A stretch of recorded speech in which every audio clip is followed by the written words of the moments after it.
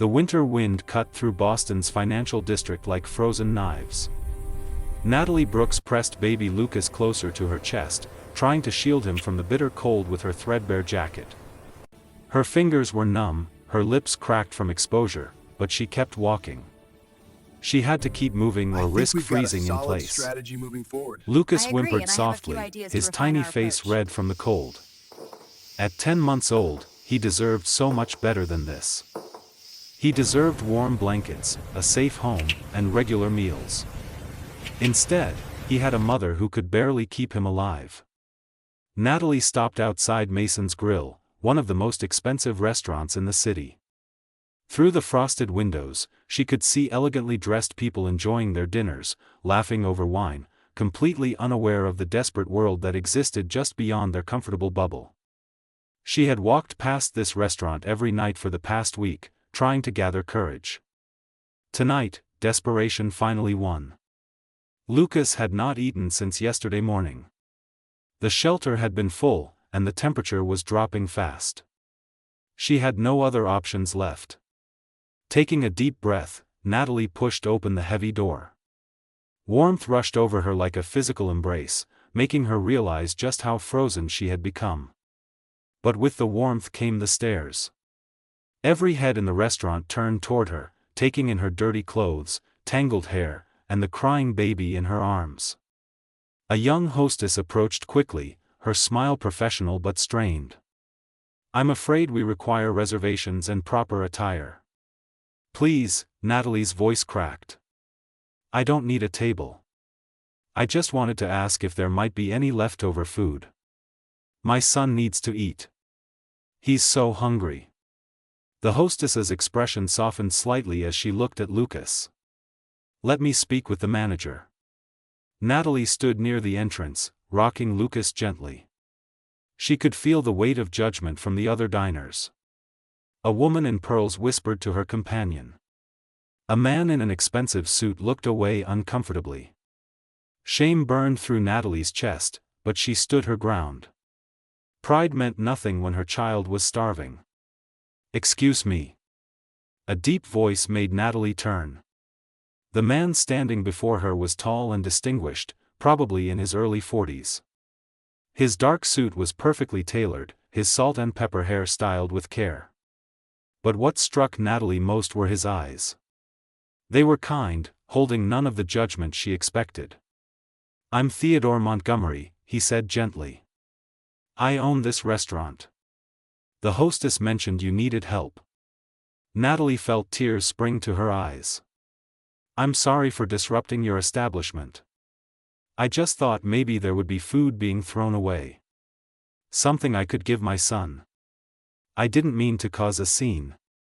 Theodore looked at Lucas, who had quieted down and was staring at him with wide, curious eyes. Something shifted in Theodore's expression, a flash of pain quickly hidden. "When did you last eat?" he asked Natalie directly. "That doesn't matter. Lucas needs food more than I do." "That wasn't my question." His tone was firm but gentle. Natalie looked down. Saturday. It was now Tuesday evening. Theodore was quiet for a moment, then gestured toward the dining area. "Please, join me for dinner. Both of you." "I can't pay," Natalie said quickly. "I wasn't asking for charity. Just leftovers that would be wasted anyway." "I'm not asking you to pay." Theodore's hand hovered near her elbow, guiding without touching. "Please. Let me help." Something in his voice made Natalie trust him. She followed Theodore to a private corner table, away from the staring diners. As soon as she sat down, Lucas began crying again, his little body shaking with hunger. "He's 10 months old," Natalie explained, bouncing him gently. "He's usually such a happy baby, but he's so hungry and cold." Theodore sat across from them, watching with an intensity that Natalie could not quite understand. "What's his name?" "Lucas. Lucas James Brooks." Natalie managed a small smile despite everything. "He's the best thing that ever happened to me." A waiter appeared, and Theodore ordered quickly. Bring warm milk immediately, along with some mashed vegetables and soft bread. And 2 orders of the roasted chicken dinner with extra sides. When the waiter left, Theodore leaned forward slightly. How did you end up on the streets? Natalie wanted to lie, to preserve some dignity. But what was the point? My boyfriend left when I got pregnant. Said he wasn't ready to be a father. I tried to make it work on my own, but childcare costs more than I could earn waitressing. I got evicted 4 months ago. We've been staying in shelters when there's space, but most nights we sleep wherever we can find. No family. My parents passed away in a car accident when I was 19. No siblings, no relatives willing to help.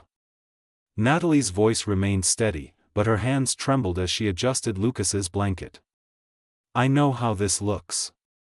I know people think I'm a failure. But I'm trying. I'm trying so hard to keep him safe. The food arrived quickly. The waiter set down a bowl of mashed vegetables and a bottle of warm milk for Lucas, along with plates of perfectly cooked chicken and roasted vegetables for Natalie and Theodore. The smell alone made Natalie's stomach clench painfully. But she fed Lucas first, carefully spooning the soft vegetables into his eager mouth. The baby ate ravenously, his little hands reaching for more. Only when Lucas was satisfied did Natalie allow herself to take a bite. The food tasted like heaven. She tried to eat slowly, to maintain some dignity, but hunger won. Theodore watched silently, occasionally offering Lucas a piece of soft bread that he gummed happily. You're good with children, Natalie observed between bites.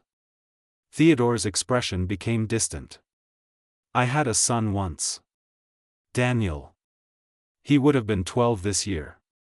The past tense made Natalie's heart sink. I'm so sorry. Car accident. 5 years ago. My wife was driving. They both died instantly. Theodore's voice was carefully controlled, but Natalie could hear the ocean of grief beneath the calm surface. I've spent 5 years building businesses, making money, trying to fill the emptiness. But nothing works. Nothing brings them back. Lucas, full and content, reached toward Theodore with sticky hands. Dada, he babbled, though he was too young to understand the word. Theodore's carefully maintained composure cracked. His eyes filled with tears as he looked at the baby. May I hold him? Natalie nodded, and Theodore gently took Lucas into his arms. The baby laughed, grabbing Theodore's tie and tugging playfully. Theodore held him carefully, as if Lucas was made of glass and precious beyond measure. He looks like my Daniel did at this age, Theodore whispered. Same smile, same curious eyes. They sat in silence for a while, Theodore holding Lucas while Natalie finished eating. When the waiter brought the check, Theodore waved it away and ordered more food to go. I have a proposition, Theodore said finally, still holding Lucas. I own an apartment building near here. There's a vacant unit that's been sitting empty for months. You and Lucas could stay there. Natalie's heart leaped and sank simultaneously. I can't accept charity. It's not charity. Theodore's tone became businesslike, though his eyes remained soft. The building needs a property coordinator.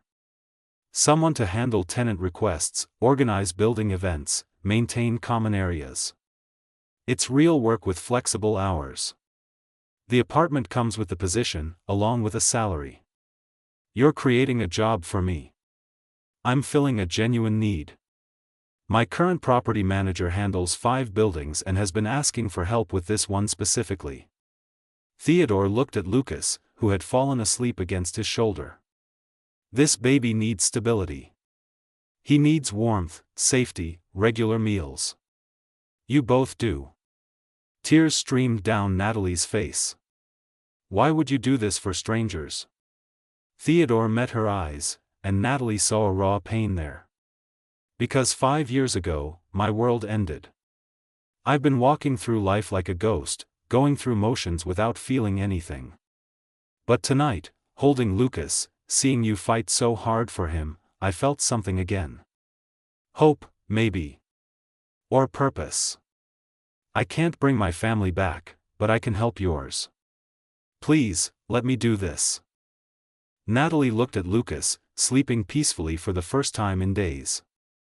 She thought about the cold streets waiting outside, the uncertain shelters, the constant fear. Then she looked at Theodore, seeing genuine sincerity in his expression. Okay, she whispered. Thank you. Theodore drove them to the apartment in his luxury car. The building was beautiful, with a doorman and clean, safe hallways. The apartment itself had 2 bedrooms, a full kitchen, and a bathroom that made Natalie want to cry with relief. The fridge is stocked with basics, Theodore said, showing her around. Toiletries are in the bathroom. There's a crib in the smaller bedroom. He handed her a key and his business card. Call me if you need anything. We'll discuss the job details tomorrow. Tonight, just rest. After Theodore left, Natalie stood in the middle of the warm apartment, holding Lucas close. For the first time in months, she felt safe. She gave Lucas a warm bath, marveling at his delighted splashing. After dressing him in clean pajamas she found in a drawer, clearly purchased just for them, she put him in the waiting crib. Then Natalie took her own shower, letting hot water wash away months of fear and dirt.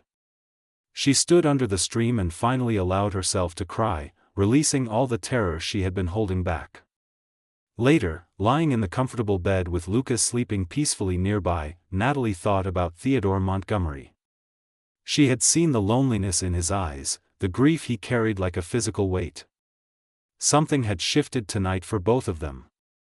She did not know what tomorrow would bring, but tonight they were warm, fed, and safe. That was enough. The morning sunlight streaming through clean windows woke Natalie. For a confused moment, she forgot where she was.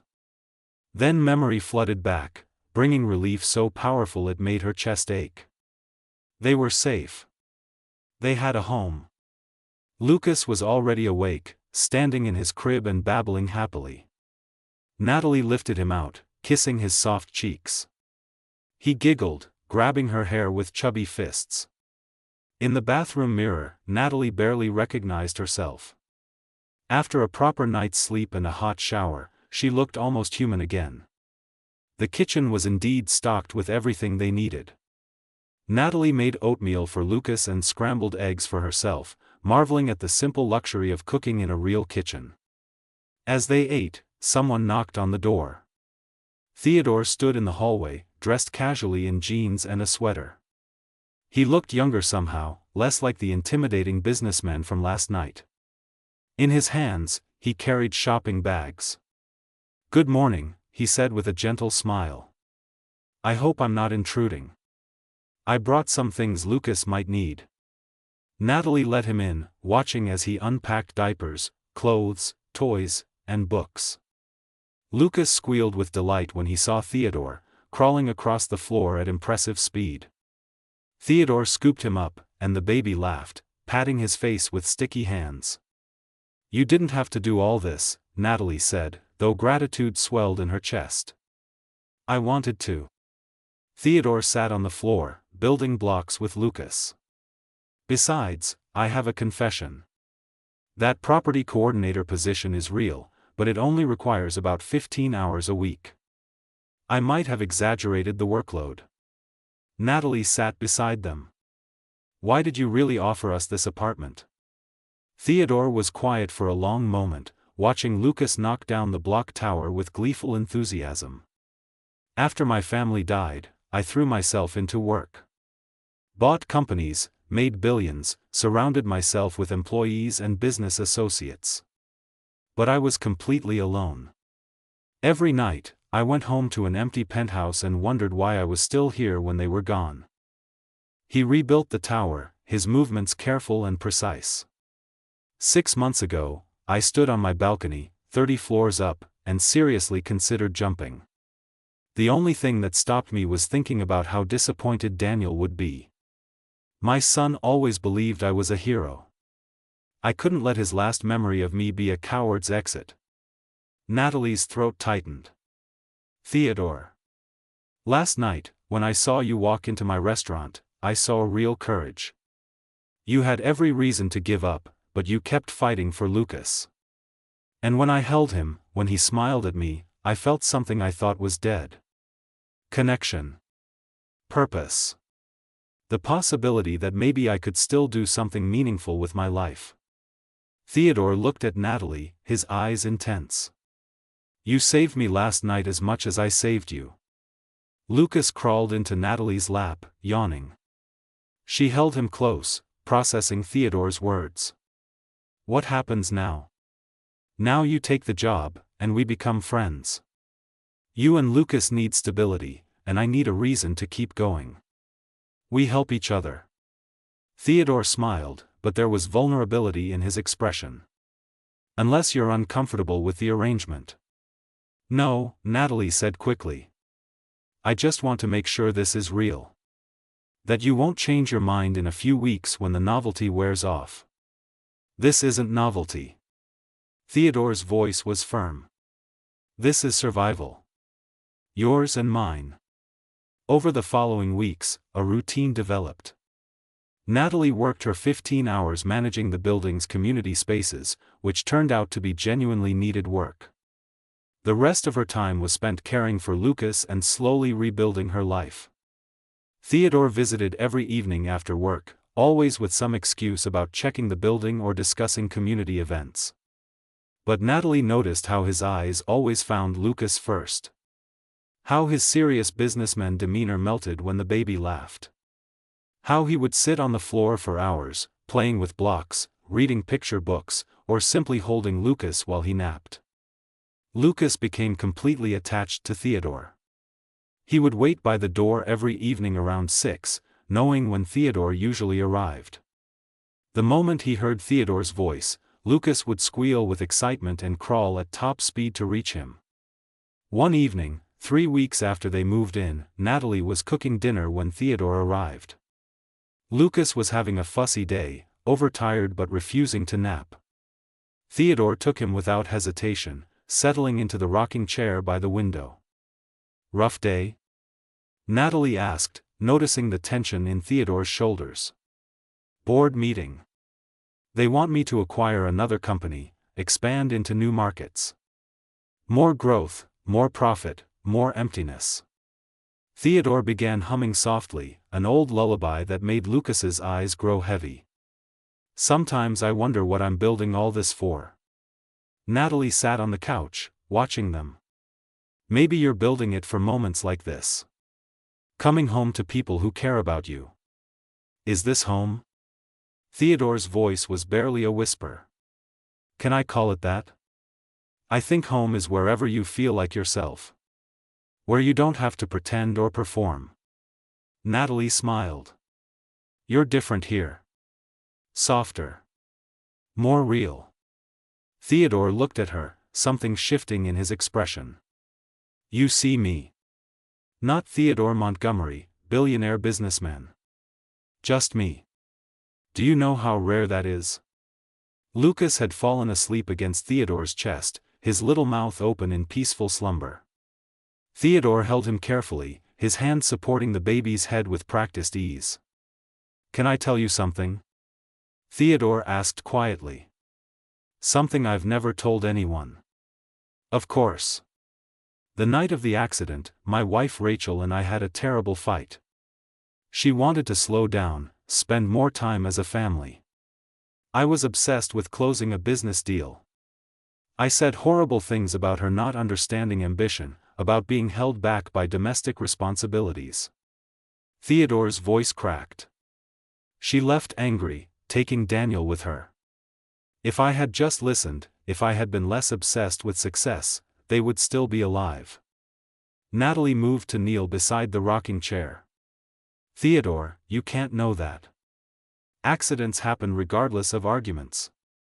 But I wasted our last hours together fighting about money and ambition.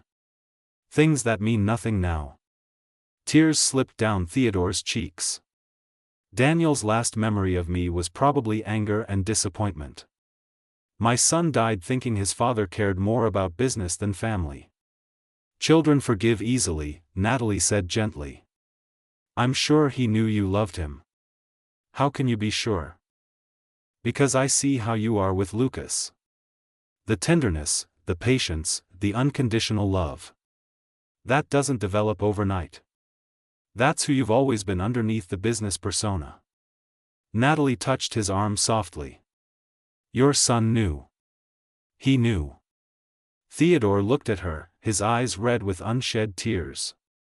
You're remarkable, Natalie. You've been through hell, but you still have compassion for others. How do you do it? I had to stay strong for Lucas. Being angry or bitter would not keep him fed or safe. So I chose hope instead. Natalie smiled. Plus, I met someone who reminded me that good people still exist. Someone who saved us when he didn't have to. You give me too much credit. I don't think I give you enough. Natalie stood, moving back to the kitchen. Stay for dinner. I made enough for both of us. They ate together after putting Lucas in his crib, talking about everything and nothing. Theodore told her about growing up poor, building his first company from scratch, the loneliness of success.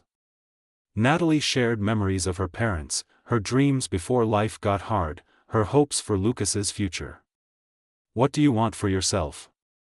Theodore asked as they cleaned up together. Not just for Lucas. What do you want? Natalie paused, dish towel in hand. I haven't thought about that in so long. I guess I want to feel safe. Not just physically, but emotionally. I want to trust that good things can last. I want to believe in tomorrow again. You deserve all of that. Theodore's voice was intense. You deserve everything good. They stood close in the small kitchen, the air between them charged with something neither dared name. Theodore reached up slowly, tucking a strand of hair behind Natalie's ear. His touch was gentle, reverent. Natalie, he began, but the moment was interrupted by Lucas crying from the bedroom. Natalie went to check on him, finding the baby had kicked off his blankets. She tucked him back in, singing softly until he settled. When she returned to the living room, Theodore was standing by the window, staring out at the city lights. I should go, he said quietly. Early meeting tomorrow.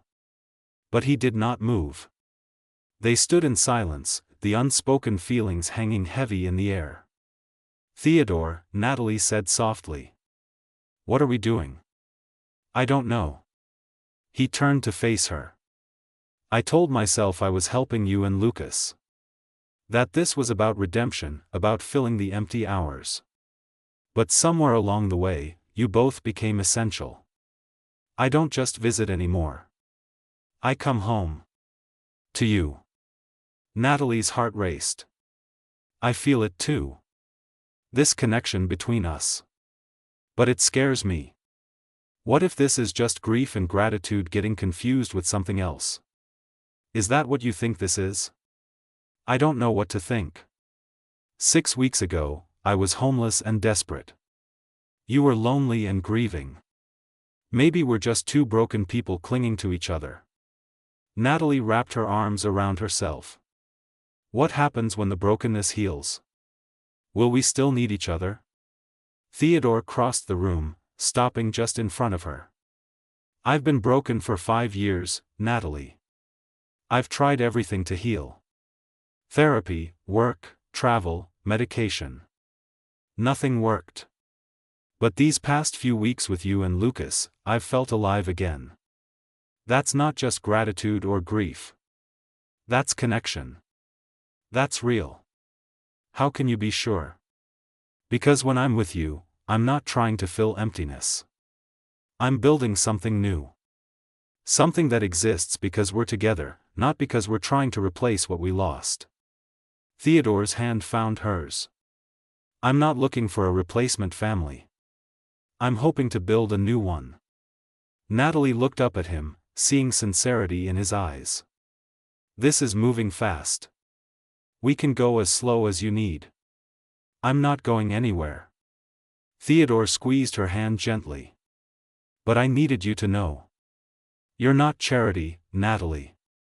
You're not a project or a distraction. You're someone I care about deeply. Someone I'm falling in love with. The words hung in the air between them.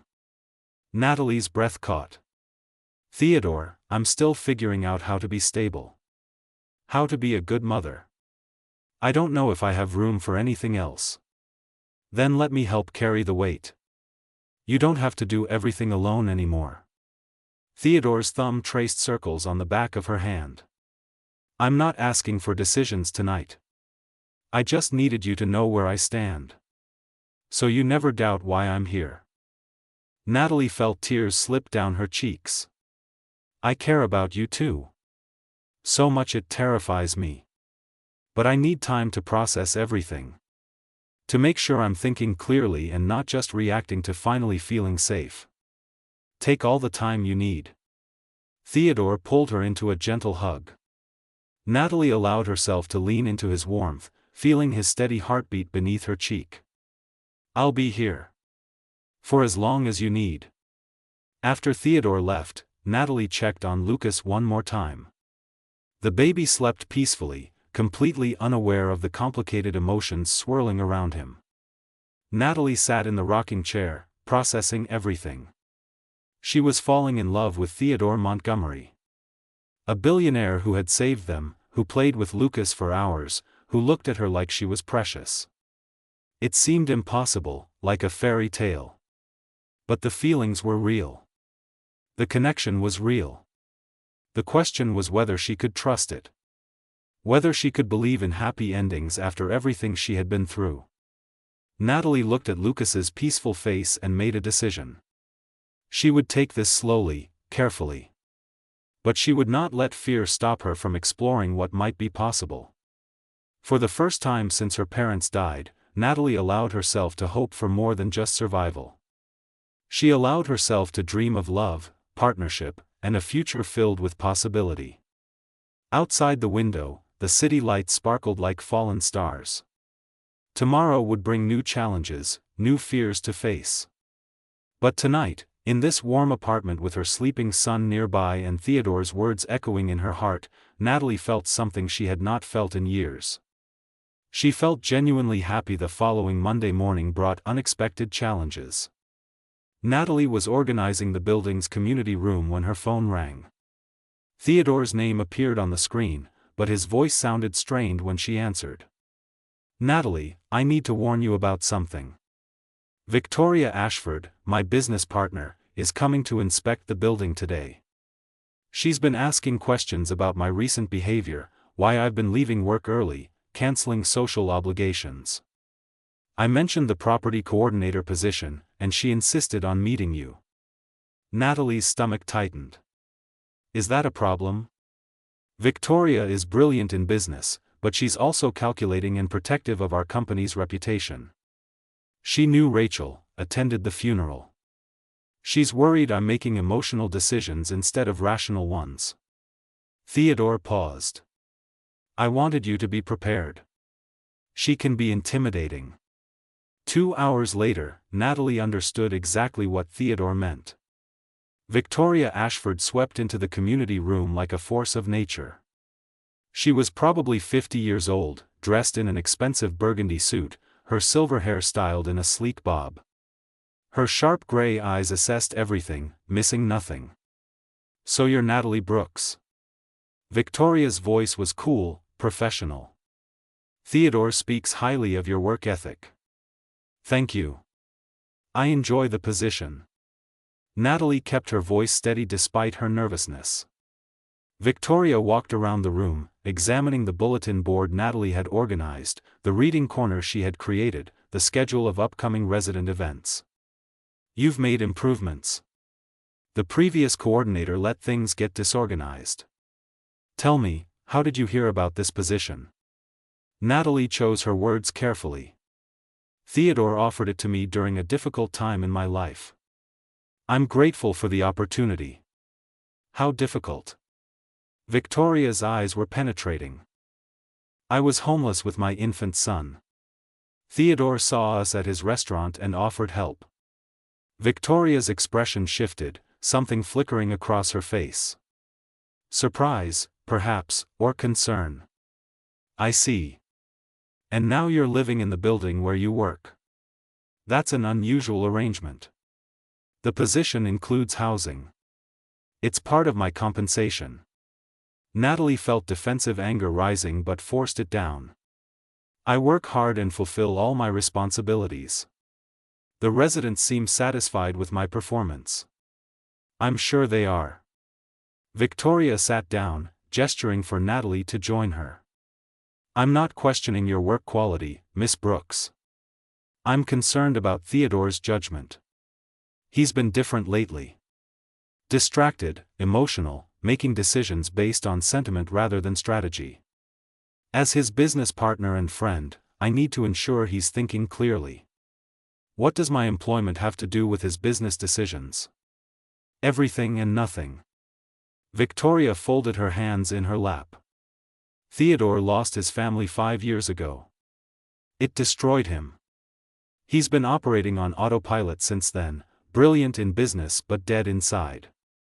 Now suddenly he's alive again, but it's because of you and your son. That concerns me. Natalie felt her defenses rising. Why would Theodore being happy concern you? Because happiness built on shaky foundations always crumbles. And when it does, the fall is devastating. Victoria's voice softened slightly. I care about Theodore. I've watched him suffer for 5 years. If you're using his grief to secure housing and financial support, that's understandable but dangerous. For both of you. I'm not using anyone. Natalie's voice was firm. Theodore offered help, and I accepted because my son needed stability. But I'm paying my way through honest work. I'm not asking for anything beyond what I've earned. Victoria studied her for a long moment. I believe you mean that. But intentions don't change reality. You're a homeless woman with a child, and Theodore is a billionaire with unresolved grief. The power imbalance alone makes this situation problematic. Add in the fact that he's clearly developing feelings for you, and we're heading toward disaster. The words hit Natalie like physical blows. Every insecurity she had been pushing down came rushing back. What do you want from me? I want you to think carefully about what you're doing. Theodore needs professional help, therapy to process his grief properly. He doesn't need a replacement family that will inevitably disappoint him when reality sets in. Victoria stood, preparing to leave. You seem like a decent person, Miss Brooks. So I'm asking you to consider what's truly best for Theodore, not just what's convenient for you. After Victoria left, Natalie sat alone in the community room, her hands shaking. Every word Victoria spoke echoed her own fears. Was she using Theodore? Was their connection real or just mutual desperation? Would Theodore eventually realize she could never truly fit into his world? That evening, when Theodore arrived, Natalie had Lucas in the bath. She called for him to come in, needing the normalcy of their routine. Theodore appeared in the doorway, loosening his tie. Victoria told me she met you today, he said carefully. I'm sorry if she was harsh. She means well, but her methods can be blunt. She thinks I'm using you. Natalie kept her eyes on Lucas, who was splashing happily. She thinks this is all a mistake built on grief and desperation. Theodore knelt beside the tub, rolling up his sleeves. What do you think? I think she might be right. Natalie's voice cracked. Theodore, look at us. 6 weeks ago, I was begging for food. Now I'm living in your building, spending every evening with you, letting my son get attached to you. What happens if this falls apart? Lucas thinks you're his father. He lights up every time you arrive. How do I protect him if you decide Victoria is right? I'm not going to decide that. Theodore helped lift Lucas from the tub, wrapping him in a soft towel. Natalie, I've spent 5 years listening to well-meaning people tell me what I need. Therapy, time, new relationships, new hobbies. I tried everything. Nothing worked until I met you. But maybe that's the problem. Maybe I'm just the first thing that made you feel something, not the right thing. Natalie took Lucas from him, carrying the baby to his bedroom. Victoria said you need professional help, not a replacement family. Theodore followed them, his expression troubled. I have been in therapy, Natalie. For 4 years. My therapist actually thinks this relationship is healthy. She says I've made more progress in the past month than in the previous years combined. Natalie dressed Lucas in pajamas, her movements automatic while her mind raced. What if the power imbalance is too much? You're a billionaire. I'm your employee living in your building. How can this ever be equal? Power isn't about money. Theodore sat in the rocking chair, and Natalie handed him Lucas. You have power over me, Natalie. The power to make me feel alive or dead inside. The power to give my days meaning or leave them empty. That's real power, and it terrifies me. Lucas yawned, snuggling against Theodore's chest. Theodore began humming the lullaby he always sang, his hand gently rubbing the baby's back. Victoria also said something else, Natalie admitted quietly. She said I could never truly fit into your world. That eventually, the differences between us would become too obvious. What world? Theodore's voice held frustration. The world of board meetings and charity galas? That's not my world, Natalie. That's my job. This is my world. This apartment, you, Lucas, these quiet evenings. This is what matters. But you can't escape your job. You're Theodore Montgomery. You have responsibilities, a reputation, a position in society. Natalie sat on the edge of the bed. I don't know how to navigate that world. I don't own fancy clothes or understand business politics. I'll embarrass you. You could never embarrass me. Theodore's eyes were intense. You have more grace and dignity than anyone I've ever met. You survived impossible circumstances while maintaining your kindness and strength. That's worth more than any social polish. Lucas had fallen asleep, his little mouth open peacefully. Theodore stood carefully, placing him in the crib and covering him with a soft blanket. Then he turned to Natalie, crossing the small room to sit beside her on the bed. I know Victoria planted doubts in your mind. That was her intention. She thinks she's protecting me, but she doesn't understand what we have. Theodore took Natalie's hand. These past weeks have been the happiest of my life since losing my family. Not because I'm replacing them, but because I'm building something new. Something that exists for its own reasons, not as a substitute for what I lost. How can you be sure? Natalie's voice was barely a whisper. Because when I hold Lucas, I don't see Daniel. I see Lucas, with his own personality and quirks. When I'm with you, I don't think about Rachel. I think about Natalie, your strength, your compassion, your laugh. Theodore cupped her face gently. You're not replacements. You're new chapters. And I want to keep writing this story with you. Natalie felt tears slip down her cheeks. I'm scared, Theodore. I'm scared of trusting this. I'm scared of Lucas getting hurt if things don't work out. I'm scared of not being enough for you. I'm scared too. Theodore's thumb wiped away her tears. I'm scared of losing you. Scared of messing this up. Scared that I'll wake up and discover this has all been a dream. But being scared doesn't mean we should run away from something real. They sat in silence for a moment, the only sound Lucas's soft breathing from the crib. Outside, rain began to fall, pattering against the windows. Victoria called me after meeting you, Theodore said quietly. She admitted you seemed genuine but said that made it worse. She's worried I'm setting myself up for heartbreak when reality intrudes on this bubble we've created. Maybe she's right. Maybe we are in a bubble. Natalie looked at their joined hands. What happens when real life pushes in?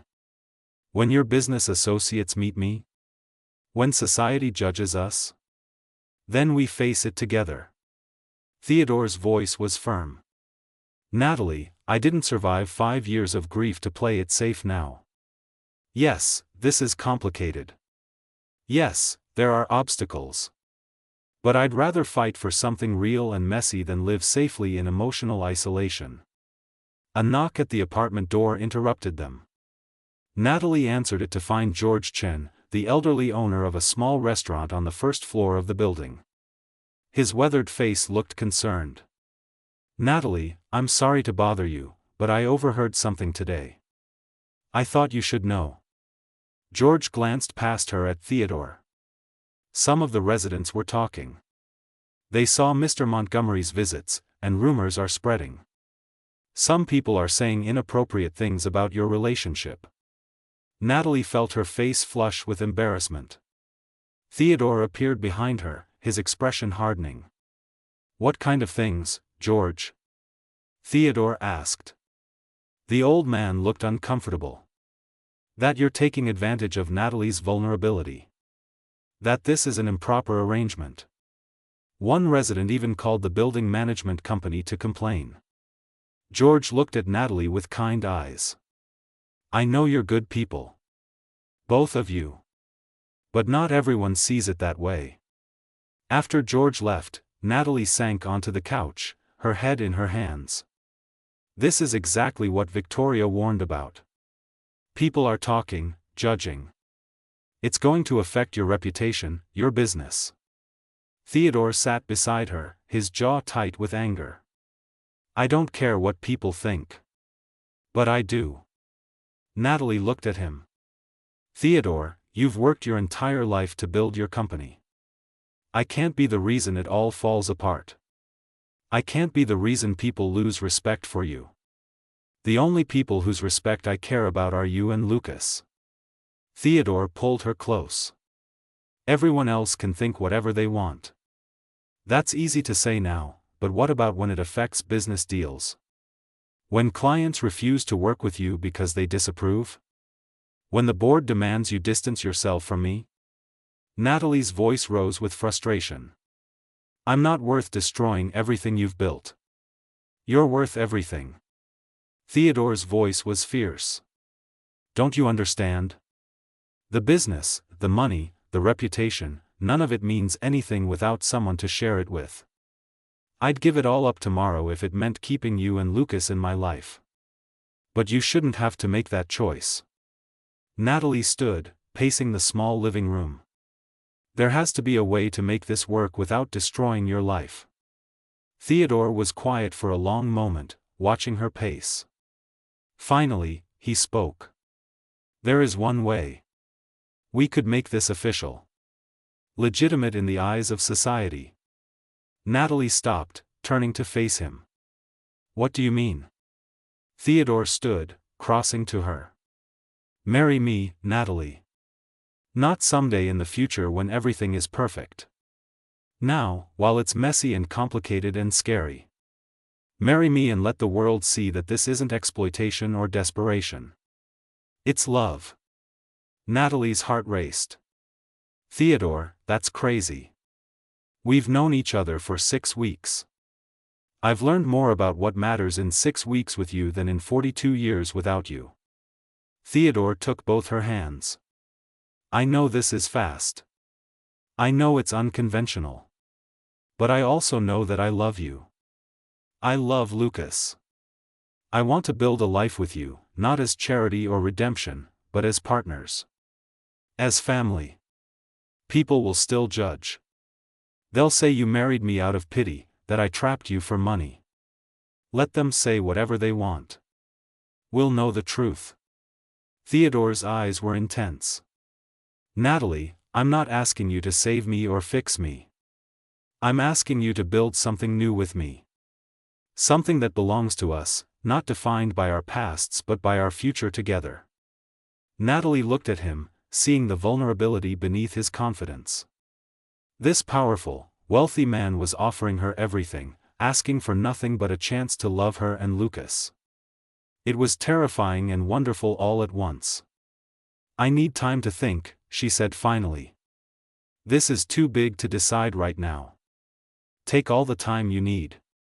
Theodore pulled her into his arms. "But know that I'm not going anywhere.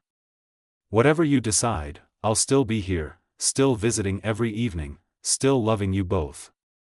They stood together in the quiet apartment, holding each other while rain fell outside.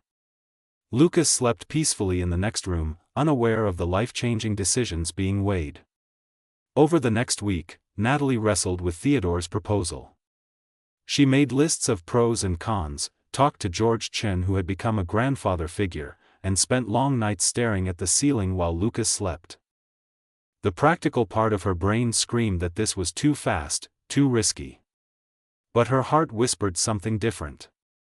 It reminded her of Theodore's gentleness with Lucas, his quiet strength, the way he looked at her like she was precious. It reminded her that love didn't follow timelines or social expectations. On Saturday evening, Theodore arrived to find Natalie waiting with Lucas already asleep. She had set up candles in the living room, nervous energy making her hands shake. "What's all this?" Theodore asked, taking in the scene. "I have an answer to your question." Natalie took a deep breath. "But first, I need you to understand something. I'm not saying yes because I need rescuing. I'm not saying yes out of gratitude or desperation. I'm saying yes because somewhere in the past 6 weeks, I fell completely in love with you. Because when you're not here, the apartment feels empty. Because Lucas isn't the only one who waits by the door every evening." Theodore's expression transformed, hope blazing in his eyes. "I'm saying yes because you see me, really see me, not as a charity case or a project but as someone worthy of love." Natalie's voice strengthened. "I'm saying yes because I want to build a life with you, face challenges together, create new memories that belong just to us. So yes, Theodore Montgomery. I'll marry you." Theodore crossed the room in 3 strides, pulling her into his arms. He kissed her deeply, pouring 5 years of loneliness and 6 weeks of growing love into that single moment. When they finally pulled apart, both were crying and laughing simultaneously. "I promise to spend every day earning this," Theodore whispered against her hair. "I promise to be the partner you deserve, the father Lucas deserves. I promise that our love will be the foundation we build everything else on." "I promise the same," Natalie said, holding him tight. "We'll face whatever comes together. The judgments, the doubts, the complications. Together." They stood in the candlelit room, 2 broken people who had found wholeness in each other. Outside, the city continued its chaotic rhythm, uncaring and relentless. But inside this small apartment, 2 hearts had found home.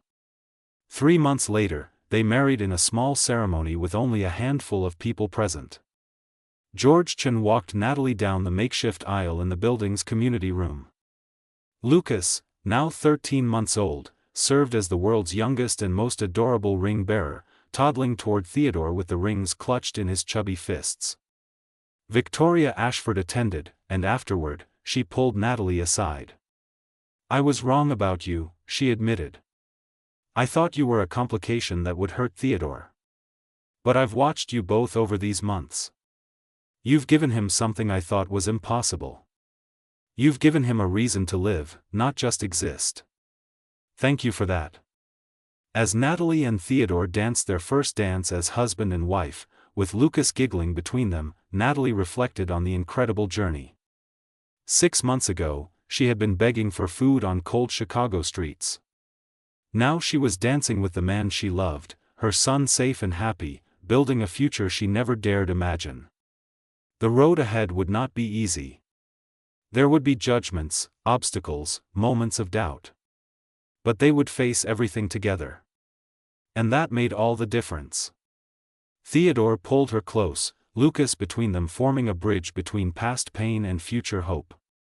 "Thank you," he whispered in her ear. "For what?" Natalie asked. "For walking into my restaurant that night. For being brave enough to ask for help. For giving me a second chance at family, at love, at life. Theodore kissed her forehead gently. For saving me when I didn't even know I needed saving.